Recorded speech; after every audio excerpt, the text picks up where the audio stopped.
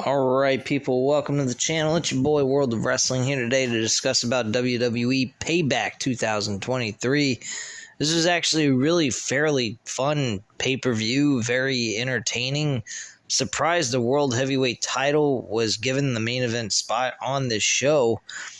And Shinsuke Nakamura got his first opportunity at having a main event spot on the show. And he performed at a very high level and did a great job with Seth Rollins. But we'll go in the order of the card, and I'll go over with you guys what I rate these matches each. The first match on the card was actually Trish Stratus and Becky Lynch, which got 20 minutes inside of a steel cage. This is a very good matchup. I mean, the build around Trish Stratus and Becky Lynch was terrible, but the match they performed between the two of them in this show last night was fucking superb and great. Very enjoyable matchup. I give it a 4 out of 5 stars, easy. I know that sounds a little crazy coming out of my mouth when I have not been very happy with the direction they put Trish Stratus in, but very good matchup overall. Zoe Starks got involved in this match later on in the match, and then Zoe Starks knocked out Trish Stratus after the match was over because Trish was very unsatisfied with the fact that she lost the match to Becky Lynch. Also on top of that, Trish Stratus had a humongous bruise on her forehead. There was a little bit of swelling as well. She looked like she got pretty banged up in that match. So very surprising how these women went out there and was very stiff in this matchup towards one another. So solid match overall, very entertaining and damn good. Probably the best match from the women's division in a long while, truthfully. Following that, we had The Miz and LA Knight going one-on-one with John Cena as a special guest referee. John Cena was announced that he is the host of Payback, which was fucking weird later on, which I'll get into. He actually becomes a backstage announcer or backstage interviewer. And it was fucking retarded, actually. Sound like a lame version of Todd Grisham. If you remember that guy back in the Ruthless Aggression era in 2005. But anyway, so John Cena and The Miz had a back and forth conversation about his hosting skills, announcing himself as a special guest referee for the match with LA Knight and The Miz, because Miz did not like the fact that John Cena put himself there, even though John Cena and him have a very bad history with one another as enemies and so forth. LA Knight had a good outing with The Miz. That crowd exploded for LA Knight throughout the entire matchup, especially when he got the victory. The crowd was super excited and happy for him. John Cena and LA Knight look like they could possibly be WrestleMania opponents in my book. Now, they didn't have any clear disliking towards each other, but they could make this matchup between these two just a friendly competition of LA Knight just earning his stripes within WWE and basically looking like he's ready for the main event for a possible world championship run or something like that. I think that might be the best way to go with LA Knight to establish him as a main eventer. If you want to go in the sense of him winning a mid-card title before then, I mean, you could definitely do so in my book. I wouldn't have any issues with that. I think that would be a good thing for him to at least have some sort of championship around his waist that he can carry until you're ready to move him into the world title picture somewhere down the line.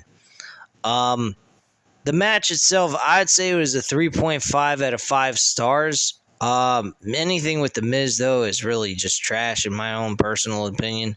He kind of brings the value of a match down because he's not exactly the best wrestler in the world. Last time I liked The Miz was back in 2009 to 2011, and then from that point on, he's been nothing but garbage ever since. So I have really no interest in The Miz whatsoever. Following that match, we had Rey Mysterio and Austin Theory for the United States Championship. I did not care for this match at all.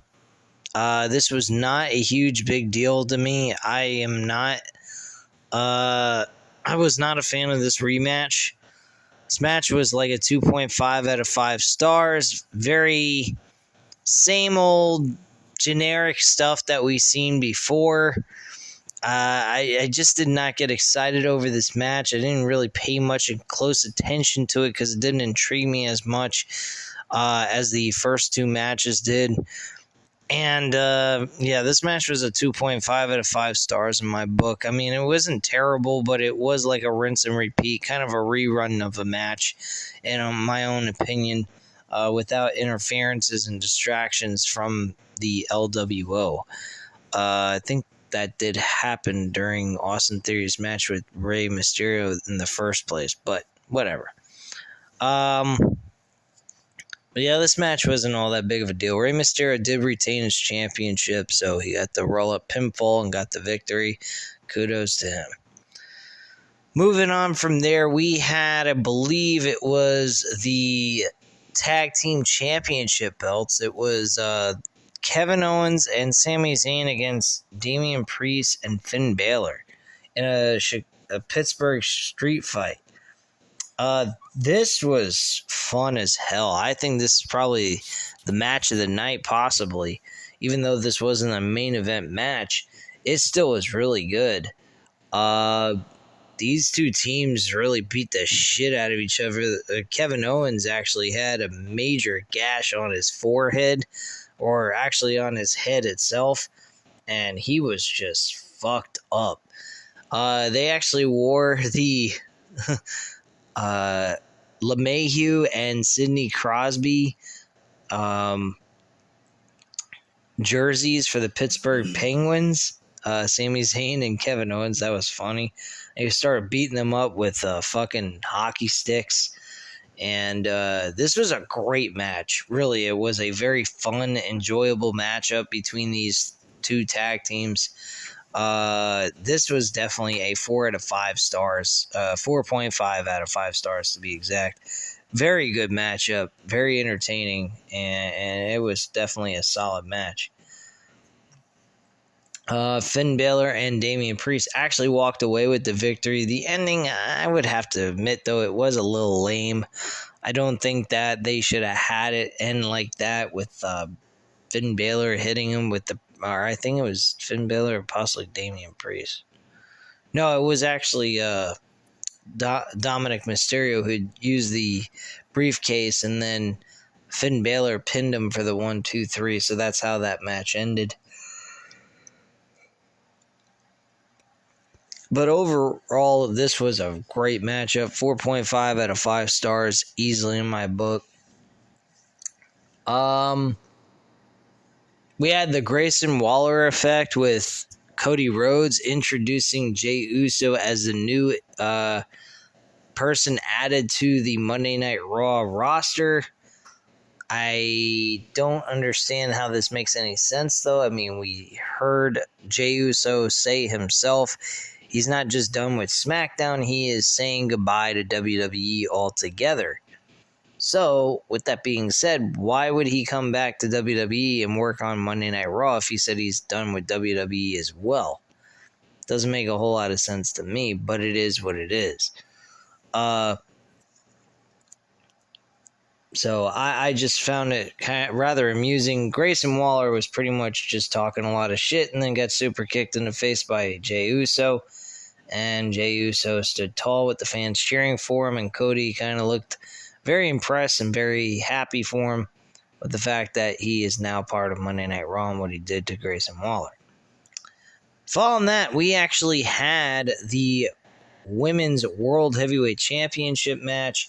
That was with Rhea Ripley defending her title against Raquel Rodriguez, or Gonzalez, whichever way you still consider her to be, since her last name was Gonzalez first. But anyway, Raquel put on a hell of a fucking performance with Rhea Ripley, and Rhea Ripley retained her championship and is still the WWE Women's World Champion. This match, I'd say a 3.5 out of 5 stars. Pretty fairly decent matchup. I think that both women provided a good, entertaining match, telling a good story here. So I really had no issues with the way this match went, and a very solid performance by both women. Women's wrestling for Payback was really good. They did a good job with it with both matches. They both got decent amount of time on the pay-per-view, actually. So I give WWE a lot of kudos for the booking of those two women's matches. Following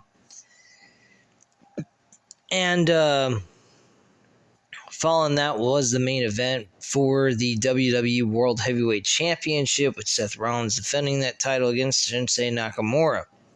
This was, again, a very good matchup. They booked a story behind it as well, based on the fact that there is actual history issues with Seth Rollins' back being injured through the poundings he's been taking over the course of his career and stuff like that. And they applied it to the story in their match to help put kind of like Seth Rollins behind the 8 ball and make his win seem a lot more important, with all the pressure put on him and disadvantages that he had with his back being in such severe pain all the time, supposedly is what they say. And that was played into this match, which made the match seem a little bit more special. Personally, I give this match a 4 out of 5 stars. Shinsuke Nakamura still loses those to Seth Rollins for the World Heavyweight title, and Seth is still your reigning World Heavyweight Champion. This match, fuck, man, it was freaking long as hell, like almost 30 minutes. This definitely felt like a Triple H book type of show. This was not something Vince McMahon would book. It felt like a B-level NXT takeover show, personally, especially with the fact that it's only 6 matches. It's generally what Triple H would book, 5 to 6 matches for a takeover show, and that's about it. I kind of wish that's what AEW would do with their pay-per-views, like make 6 to 7 matches and then book it and then do the match, do it within 3 to 3.5 hours, since you're going to have like so many matches at one time between like 6 to 7. But anyway, this show, again, guys, was actually a lot of fun. I enjoyed the 3 hours plus that I watched this pay-per-view. I just wish it was only 2 hours and 30-something minutes. I think that would have been a little bit more reasonable, but I won't be picky because they did provide a very entertaining show, and it was well worth the time spent sitting here watching this show earlier on today. So anyway, guys, I thank you again for watching. I hope you enjoyed this video. If you did, by all means, please go ahead and hit that like button. I appreciate that. Hit the subscribe button, of course. If you're not already subscribed to the channel, I don't know what the fuck you're waiting for. And also hit the go ahead and leave a comment down below, and I'll definitely get back to you on that. Thank you guys very much for watching, and have a great night, guys. Bye.